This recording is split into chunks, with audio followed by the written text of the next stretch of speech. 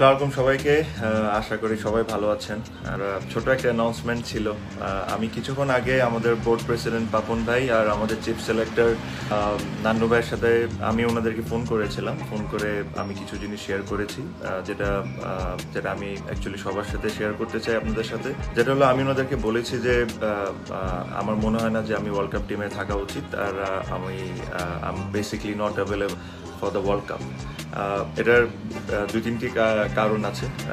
আমার কাছে মনে হয় যে game time is one of the biggest reason আমি বেশ কয়েকদিন ধরে খেলছি না এই ফরম্যাটটা। সেকেন্ডলি, ইনজুরি যে জিনিসটা আমার কাছে মেইন জিনিসটা যেটা ট্রিক করেছে এই ডিসিশন নিতে, উইচ ওয়াজ যেহেতু আমি লাস্ট প্রায় 15-16টা T20 খেলি নাই, প্লাস আমার জায়গায় যারা খেলছিল, আমার কাছে কোনোভাবেই মনে হয় না যেটা ফেয়ার হবে তাদের প্রতি যদি আমি হঠাৎ করে এসে ওদের জায়গাটা নিয়ে নিই। প্রবাবলি হয়তো বা আমি ওয়ার্ল্ড কাপ টিমে থাকতাম, আমি এটা জানি না, বাট এটা আমি মনে করি হয়তো বা আমি থাকতাম, বাট আমার কাছে মনে হয় না যেটা ফেয়ার হইতো। I've conveyed my messages to both president and the selectors.